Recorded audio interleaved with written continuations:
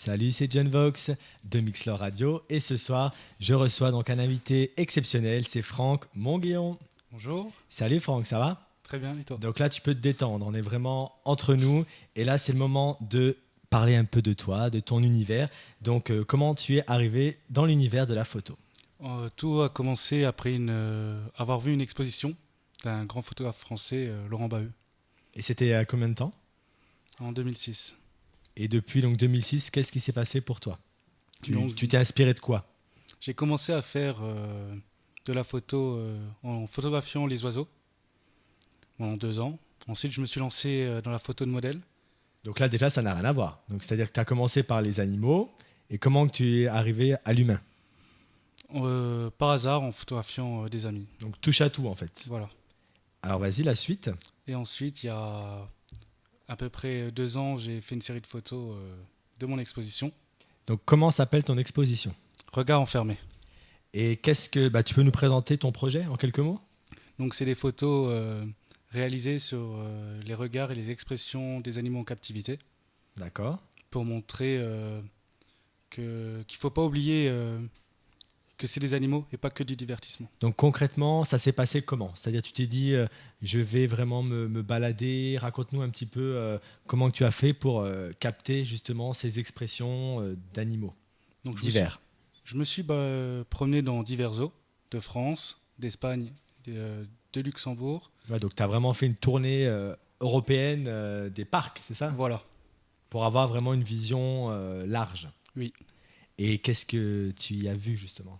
Donc j'ai vu des tamarins, des lions, girafes, zèbres. Donc toutes sortes d'animaux, Oui. donc marins ou autres, terrestres. Il y a 2 animaux marins sur l'exposition. D'accord. Et qu'est-ce que tu en retires justement au niveau de leurs conditions? Déjà, C'était plutôt positif, N- je mitigé? dirais négatif. D'accord. Et tu Pas, te bases sur quoi toi? Parce que est-ce que tu as, par exemple, je sais pas, on va dire des aptitudes pour juger de leur état comme ça ou juste en les voyant, c'est, tu vois ce que je veux dire? Est-ce que tu as, j'ai pas d'aptitude parce que je suis pas naturaliste, voilà. mais en voyant des animaux qui font que de balancer leur tête de gauche à droite toute la journée, je pense que ça nous le montre. Mhm. Et ou en voyant vraiment des animaux qui sont assez vifs en liberté, limite endormis dans les parcs. Donc en fait, c'est le décalage entre euh, ce qu'on peut voir donc de l'animal quand on voit des reportages, c'est ça, en direct, et vraiment voir l'animal en parc, c'est vraiment ce décalage qui t'a fait tilt en te disant, il y a quelque chose, quoi. Oui, voilà. Je vais approfondir. Oui. Et comment tu as approfondi? Tu t'es rapproché de personnes, Non, j'ai fait de moi-même. de toi-même. Et En fait, tout a commencé lors d'une des visites où je trouvais que le comportement des visiteurs avait aucune cohérence avec le lieu. Donc on voit les gens nourrir malgré les interdictions, taper contre les vitres. Et par exemple, les flashs aussi. Parce qu'on oublie vraiment que les mais ça, animaux... c'est pas interdit. C'est-à-dire jusqu'à maintenant, il y a pas de communication autour de ça. C'est assez libre. Ça, c'est libre. Mais il faudrait peut-être repenser cette chose. Et c'est quoi le message que tu aimerais faire passer justement alors? Au-delà de ces clichés, vas-y. Ben, déjà, qu'on repense déjà aux animaux en Donc eux-mêmes. la place de l'animal, Voilà. En le zoo, respect, le respect de l'animal et des conditions de l'animal. d'accord? Parce que là, est-ce que tu as conscience quand même que ça va déranger? Là, tu t'attaques à quand même des grosses institutions, les zoos, les parcs, qui sont quand même axés sur une rencontre familiale avec les animaux. Donc, comment Je, tu vois ça? je, je sais que ça va déranger, mais je pense que ça peut servir aussi bien aux zoos qu'aux visiteurs une autre vision des choses. D'accord, donc si tu peux détailler un peu plus, qu'est-ce que tu attends de cette exposition? Déjà que les gens changent leur comportement D'accord. et que les zoos également sur la condition de vie des enclos Parce que tu sais qu'il y a une loi donc, qui vient de sortir qui va dans ce sens, justement. L'Assemblée confirme que les animaux sont doués de sensibilité.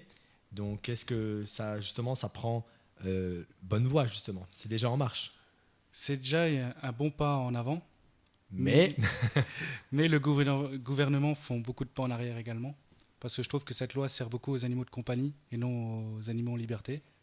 On le voit avec le loup actuellement, on donne l'accord des tirs au loup, quand on voit nos voisins européens où la cohabitation se marche très bien. Parce que là, justement, donc, tu as dit que tu as fait ton petit tour d'Europe, tu as pris tes photos, mais qu'est-ce qui te suit, on va dire, quelles sont tes associations partenaires? La première, c'est Code Animal, une association qui se bat contre les zoos. Et sinon, j'ai demandé à beaucoup d'associations françaises de m'envoyer leurs dépliants, parce que lors des expositions que je ferai, un espace leur sera réservé. D'accord, donc si tu peux encore dire tes soutiens. Donc il y a WWF, il y a LPO, SPA, One Voice, Ferus, ASPAS, IFO, Longitude 181 et la Fondation Brigitte Bardot. D'accord, prestigieux donc. Vraiment pas mal de soutien. Et ça a mis combien de temps à se mettre en place entre le temps où tu as pris les clichés et où tu as monté ton exposition? 3 ans.